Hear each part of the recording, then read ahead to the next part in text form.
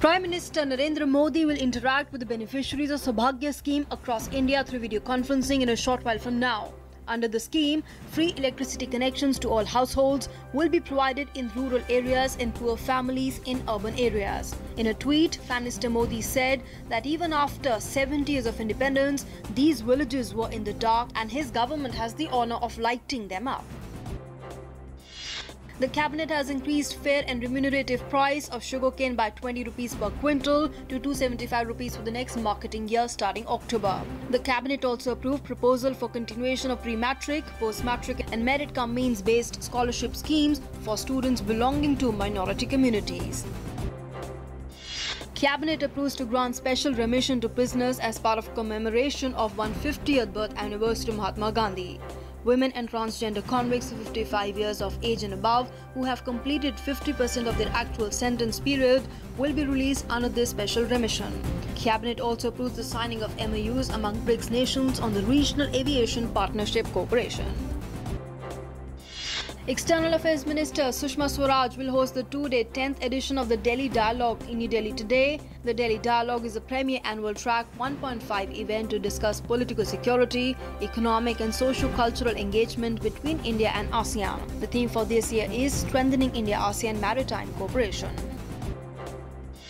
Lok Sabha Speaker Sumitra Mahajan has admitted the no-confidence motion moved by the opposition on the opening day of the monsoon session of Parliament. Parliamentary Affairs Minister Anand Kumar said that the government was ready to face the no-confidence motion and win it as it enjoyed a two-third majority in the House.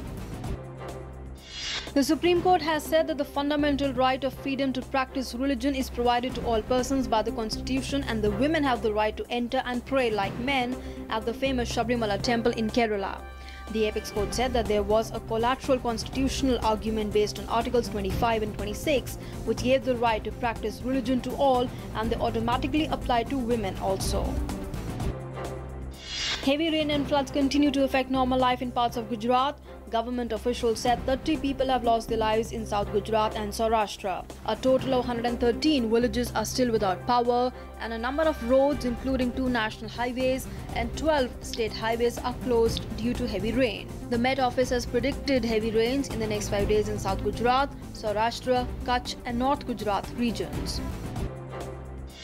The Enforcement Directorate has filed a supplementary charge sheet in the Augusta Westland VVIP chopper bribery scam against former Air Force Chief SP Tyagi and others.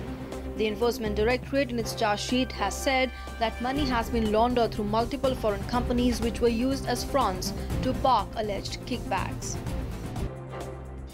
The death toll in the Greater Noida building collapse has risen to 9. Rescuers deployed heavy machinery to shift concrete slabs and used drills in a bid to reach people buried under the debris. Meanwhile, 4 people including the builder and the owner of the land have been arrested in connection with the tragedy.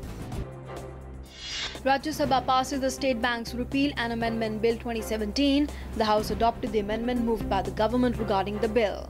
The bill seeks to repeal the State Bank of India Subsidiary Banks Act 1959, the State Bank of Hyderabad Act 1956 and further to amend the State Bank of India Act 1955. US President Donald Trump has said that he told Russian President Vladimir Putin during their summit in Helsinki that the US would not tolerate meddling in the US elections. Trump said he had been very strong on the fact that we cannot have meddling, we cannot have any of that.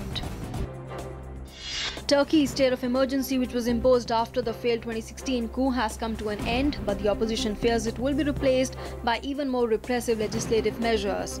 President Erdogan declared the state of emergency on 20th July 2016. Buses began evacuating fighters and civilians from 2 besieged pro-regime towns in Syria under a deal that will allow thousands to leave after 3 years of encirclement. Pua and Kafraya are the last remaining areas under siege in Syria, where government forces have also repeatedly used crippling blockades during the last 7 years of war.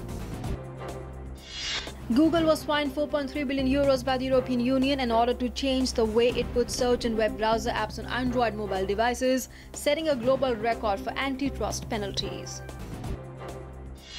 The BCCI has named Rishabh Pant in the 18-member Indian squad for the first 3 tests against England. The Indian test team, to be led by Virat Kohli, also has Ajinkya Rahane as the vice-captain. There is no major surprise in the batting department except the exclusion of Rohit Sharma.